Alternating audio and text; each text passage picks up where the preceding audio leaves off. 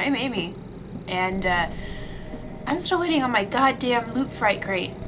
Is anybody else still waiting on their goddamn Loot Fright Crate? Still hasn't come in. That was what was intended for this video originally, because I wanted to like show off some cool horror Halloween products. I did get a text message from FedEx, so anybody who is also waiting on theirs, mine is apparently going to be delivered on Halloween, on October 31st.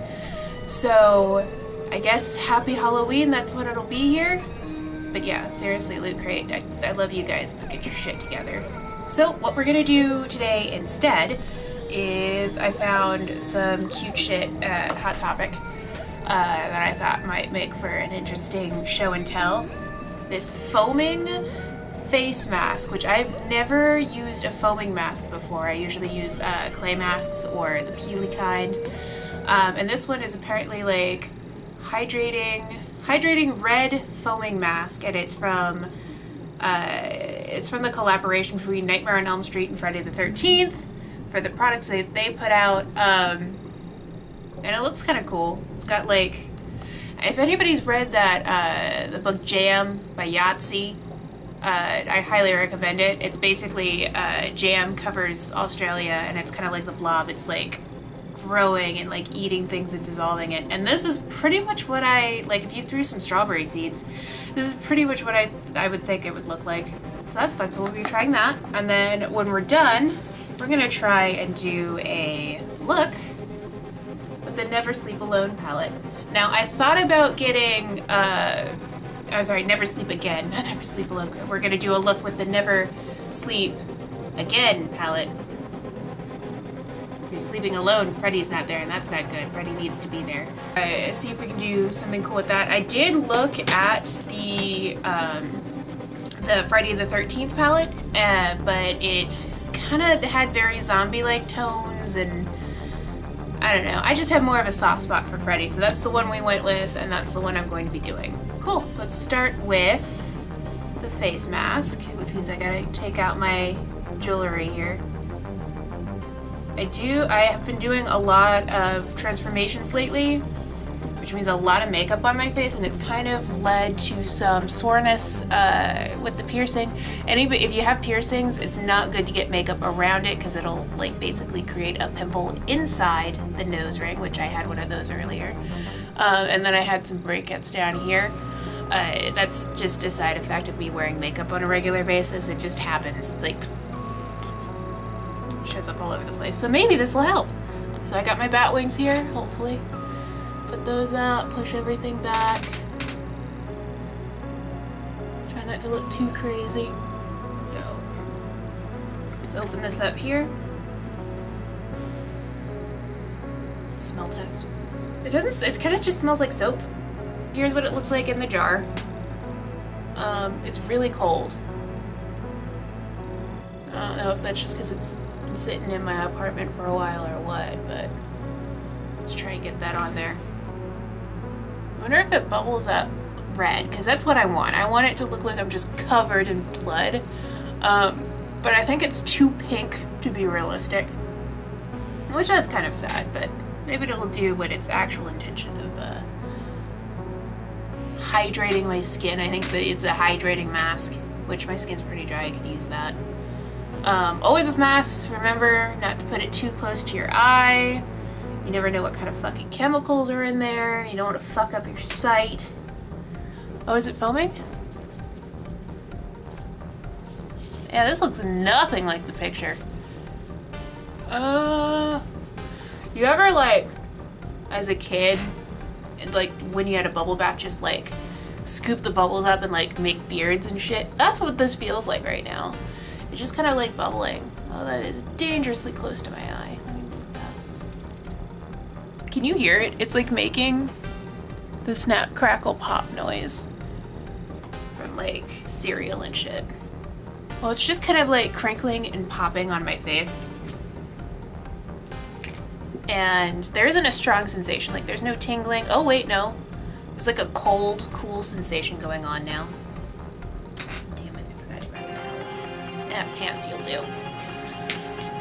Yeah, nothing much. So I guess I'll just let it sit for a second and I'll be right back to show you how much. Oh wow, look, it is really, really fizzing now. Now that, I mean, it's cool. It's not what it shows on the lid here. If you look closely at the lid here, it has like sort of like almost bloody face on there where that's very clearly red and fizzy. So, oh, it's still going. It's growing. Now it's kind of looking more like I covered my face in cotton candy. I really hope this doesn't make my skin like pink. That, I gotta work tomorrow. That would not be good at all. Hang on, let me put some more on my nose, make it even. So yeah, this is what it looks like when it goes on. Nice and red and cool and awesome colored and not quite blood colored, but still a fun color. And it just fizzes. That's just weird. Directions for safe use. Apply to face. Do not eat. Leave mask on for 10 minutes and then use lukewarm water in circular motions to remove the mask. So I guess I'll see you in about 10 minutes and I'll show you what this looks like after 10 minutes. It's already, wow. That's a look. That's attractive. Damn. Slowly turning into like Lon Chaney's, well, Lon Chaney anything. But specifically I'm thinking of like the Phantom. So if I like pull my nose up a little bit. Are you getting a Phantom vibe? Because I'm getting a Phantom vibe. Yeah, look at me now, boys. Line up. Okay, so here we are. Here we are after 10 minutes of sitting. I feel like I just stuffed my face into like dishwater and I came back up with all these bubbles.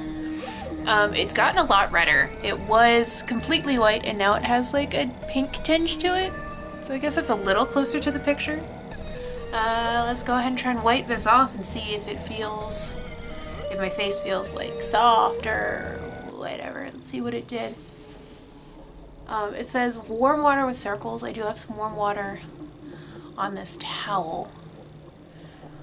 Shit, am I pink? Please, please don't be pink. Please don't have dyed my face pink. I don't want to wear foundation for the rest of the week. It's a little pink. Oh, shit. Oh, shit. Oh, no. On one hand, my skin is actually very soft. It's just, it's pink. Hang on, I'll be right back. I'm gonna try and wipe a little bit more and see if it just comes off. Maybe I only did one layer. Maybe I need to actually properly clean my face. Alright, so after some scrubbing, most of the pink is gone. So it looks like it'll probably be faded, completely gone by tomorrow. So if you try this yourself and you've got pale skin like I am that just is very susceptible to color, like if you put on eyeshadow, like when I did, I think Sarah Sanderson with all the dark eyeshadow. My eyes were dark for a few days because my skin just kind of absorbs this color and no amount of makeup wipes or scrubbing gets it out. I have to wait for my face to literally exfoliate it off. So yeah, if you have that going on, I would recommend doing this mask on a day off and being very, very careful with the amount you put on and how long you let it sit. Cause yeah, I'm a little pink right now. Oh well, it's a good thing I'm about to put on some makeup, huh?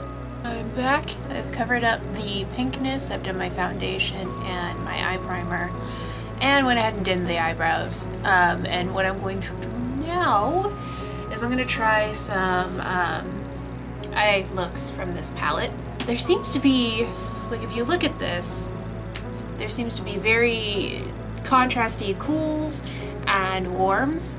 And I thought I'd do one eye with the warm tone look and then one eye with the cool tone look. Probably not practical to just go out with, but just because I want to use all of these. I'm going to use every single last one of these and try and make a couple of looks for you. And we'll see how that goes. Because it's a cool tone on one eye and a red on the other, I might end up with something pretty Harley Quinn-y, but I'm going to try to avoid that. Alright, we're going to switch to like montage mode, because I'm going to have to focus. Alright, cool, montage, go.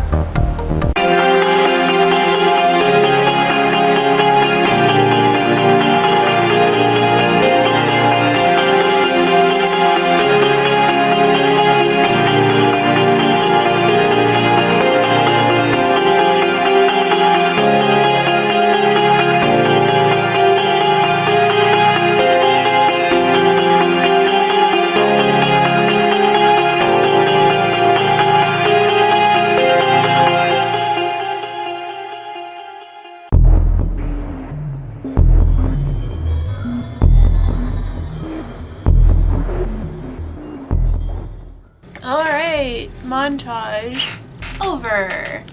And here are the finished looks I did, with the warm being on one side and the cool being on the other.